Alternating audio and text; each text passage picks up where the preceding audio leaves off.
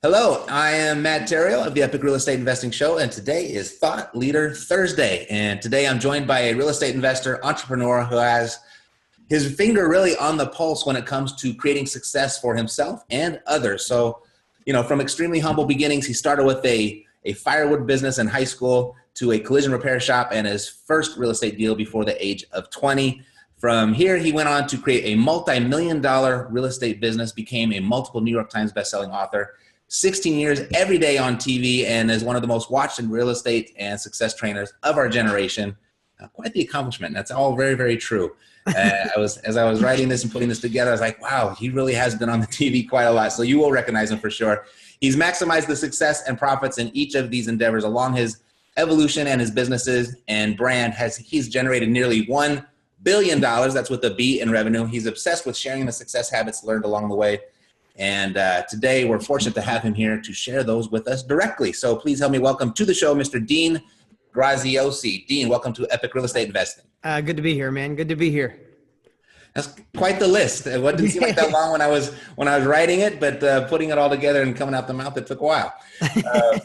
So Dean, before we get into your business and what you're up to right now, I mentioned briefly that what you were doing just before your first real estate deal. Can I ask you what was it about real estate that originally you found so attractive? I'd love to give you a really eloquent answer other than I was just a broke kid in a small town, and there was two people, Rick Noto and Dominic Affuso.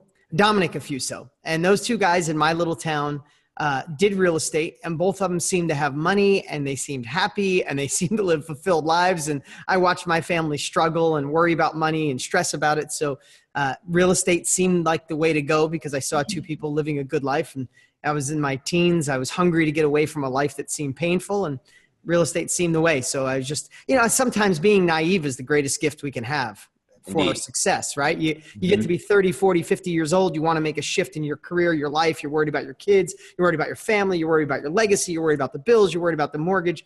I was a 17-year-old kid that knew he wasn't going to college and could barely get out of high school, had nothing to lose. So I was just stupid enough, I guess, or naive enough to go after it. So Awesome. I had a lot of people tell me I was naive and stupid, but luckily they were wrong.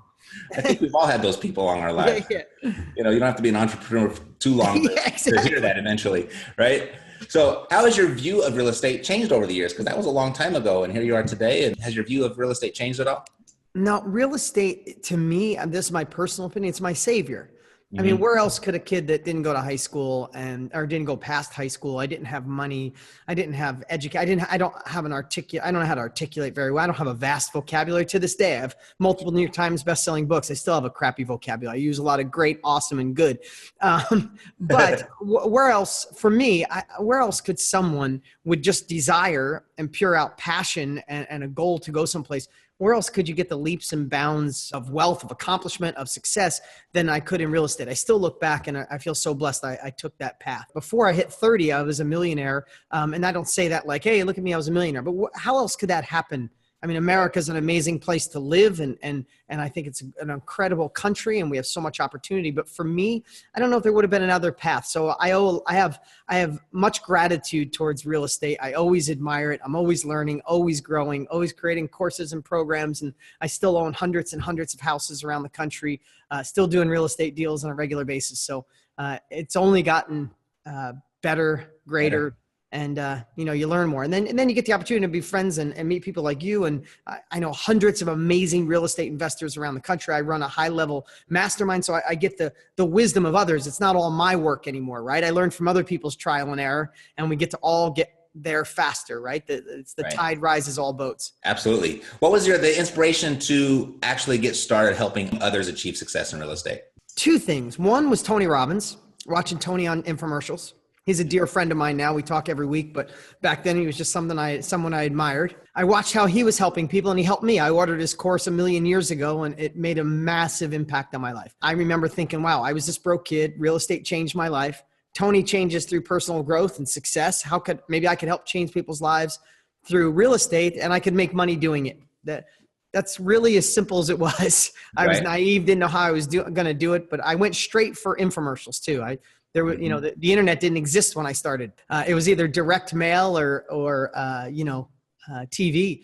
So I went after infomercials watching Tony, and luckily after a couple of years of failure and messing up, screwing up, we got some momentum and started changing some lives. I've got a couple other real estate questions here, but Yeah. I think this is a perfect transition period that you even brought Tony Robbins up, because over the last couple of years, it appears that you made and specifically recently, you've made this transition from showing people how to succeed in real estate to how to succeed in general. And you've got the new book, Millionaire Success Habits. Congrats, by the way. Oh, thank you. You bet. So why now? Why is this book so important to you, and why write it now? I think it's the age. I'm going to be 50 this year. I think you start reflecting back, and when I look back of what allowed me to be successful, it was absolutely real estate. Like real estate was the pivotal thing for me.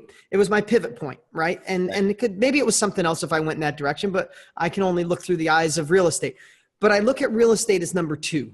Where I used to think if I wanted to be wealthy, wanted to have security, wanted to have long-term, sustainable wealth, I needed this one thing. Like that's step one, find the right thing. And as I evolve and look back over my own success and being blessed to meet a lot of successful people, I think real estate was really number two. Number one was the foundation, the habits of success. Because you could teach, man, you could teach somebody all the skills to real estate. But if they let a spouse get in their ear and tell them they can't do it, or let a parent get in their face, or the first obstacle they get, they run the other way, or if they focus on what went wrong, not what's right, if they don't have a clear vision on where they want to go, like all these little things are really the step one. I mean, Matt, the only reason you're successful or one of the reasons, real estate, that world insanely well. It's why you're able to teach people. People admire you. They learn from you. But if you were someone that gave up easy, if you were someone that let naysayers talk you off the path, if you were thin-skinned, if you didn't learn from your mistakes, all the simple cliches, if you didn't have that, it wouldn't matter what real estate education we gave you. You could teach somebody how to sell $20 bills for $10, and they'd still screw it up if they didn't have step one. So that's why I really obsessed with this book, especially is like, all right, after all these years of teaching real estate, I realized the people who succeed with my training are the ones that have the success habits. And I wanted to be able to give people who didn't have access to those, the rules. So that's kind of been my obsession. And I feel really blessed that it's been accepted so well. The book's one of my best-selling books of all the books that I've sold. It's on fire right now. It's doing well. So I think people are getting it. Congratulations on that. Thank you. It must feel fantastic. And you kind of said something there that I've actually been saying a lot over the last few years, is that the real estate part of success is actually the really simple part. I mean, it takes us 10, 15 minutes to show you how to fill out a purchase agreement, but why you don't fill one out every single day and submit it, that's where the breakdown is, right? Exactly. Well, if you've seen what I've done, my real estate, I mean, I've been doing a weekly wisdom video. This is my 9th year. I haven't missed a week. I think I missed 1 week in 9 years of doing a video. And those videos are never about real estate, even though it was for my real estate educational students, right? Because truly, and if you would have asked me this in my 20s, I would have said it's 20% mindset, 80% the vehicle, the stock market, real estate, selling on Amazon, whatever it is, right? Mm-hmm. And then as the years go by, I'm at a probably 85-15. Like, I know your real estate stuff works, Matt. It's what you do. I know mine works. My education, what I do works. But the 85% is, are you going to work it? And when you're going to work it, are you going to, we'll have people come to a mastermind and they're not doing deals, and we'll say, well, how many offers have you submitted this month? And it's like, well, none. Well, how come? That's kind of scary. What if they call me back? It's like, right. Okay, so let's work on you. So the more I'm in this, Matt, the more I realize I have to go upstream. There was I have no idea where I heard this joke. Or this, it's not really a joke, a parody. It said a doctor pulls up to a stream, and all of a sudden there's all these people coming down the stream, and they're drowning. And he's running out in the stream. He's pulling them in mouth to mouth, runs out, gets another one, runs out, gets another one. Another doctor pulls up and he goes, come help me. And they're out there, 2 people, and they're dragging these people out of the stream. But the third doctor was a little smarter. He got there and they said, come on and help us pull these people out of the stream. And he left. He gets in his car and he's driving away. And the doctor says, hey, where are you going? He said, well, I'm just going to drive upstream and see who's throwing these people in. Nice. And the way I look about millionaire success habits, it's really just going upstream. I know real estate works. There's no question. It saved my life. It changed your life. All the people's lives you've affected. Real estate works. I think it's the greatest way to make money and build wealth in the history of the world. I mean, doesn't matter if cars fly. Doesn't matter if they're autonomous and they fly. They're going to still fly autonomously to someone's house. And they're going to need to live in it. Housing housing is bulletproof and it's future proof. Taxi business wasn't future proof. Blockbuster Video, not future proof. Borders books, not future proof. Real estate, future proof. Doesn't matter what technology. There's no disruptive technology that will make people not live in a home. You know, you've been doing this for a long time, and you've seen people come and go. Is there one piece of bad advice out there that you see or hear frequently that just kind of drives you crazy? Yep, there's a lot, actually. Great. I use the term like the magic money machine, especially what Facebook has done and social media, which is great in so many wonderful ways. But it's layered, it's allowed a low entry point. When I first started 20 years ago and you wanted to get on TV and if you want to do an infomercial, you were $600,000-700,000 in before you knew you were going to be profitable. That's a low entry point. Now you get somebody who's done one real estate deal or two, and for $50 they're on Facebook, right? And I don't mean that disrespectfully because I love all entrepreneurs, but what people don't have is if they combine that without the ethics, with the holding of the big checks. I made this $150,000 in 5 minutes and you can too. It's selling false hope. So what's always frustrated me is selling false hope.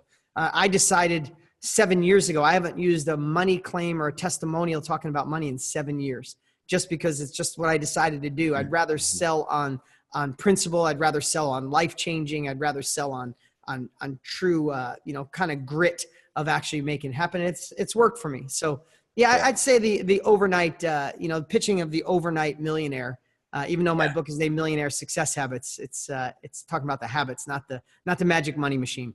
So talk about the millionaire success habits. Let's get really practical. What's one millionaire success habit someone could adopt right now for maximum impact? One is getting crystal clear on where it is you really want to go. Mm-hmm. And as much as people have heard that, set your goals, find out your purpose, all that, but most people aren't doing it. And I know this because I've asked thousands of people, and you could do it this week, Matt, or anybody listening or watching right now, or just ask 5 people this week what they don't want out of life. Mm-hmm.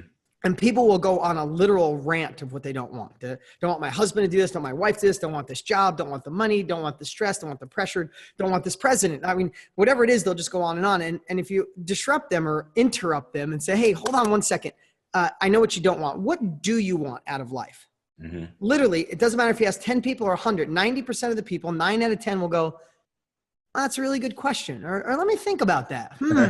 What do I want? So think about that. We're all in today's world with having these little machines in our back pocket. We're all like Lamborghinis. We're all going fast, 100 miles an hour, but nobody's got their GPS on. They're just driving 100 miles an hour down roads with no destination.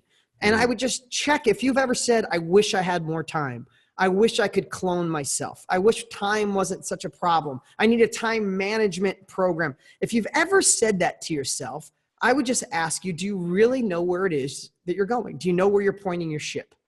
And one of the most successful people I know, and I've been blessed to meet billionaires, whether it was John Paul DiGiorio, Richard Branson, my buddy Tony Robbins. I've met so many wonderful people, more than I should have, more than I deserve. Successful people know exactly where they're going in a moment. When you ask them where they're going, if you ask most people what they want, they'll tell you what they don't want. Mm-hmm. Successful people know in an instant, and that's where they point their ship. So I'll give you a little hack right now, and every single person should do this. Pretend it's 1 year from today. It's a year from right now. We're on this call. We're doing this training again. We're on this podcast, and you're looking back, not looking forward what could be in a year. It is a year from now. You're visualizing a year from now, and it's been the best financial year of your life. And literally jot that down. What's happening? Not I'm going to make more money. No, I'm making 50 grand a month, 20 grand a month, 5 grand a month, whatever the number is that would excite you. I'm in the best shape of my life. I wake up with confidence. I have more courage. I stepped up my relationship. I ended a bad one. I don't know what it is, but write it down as if it's happening.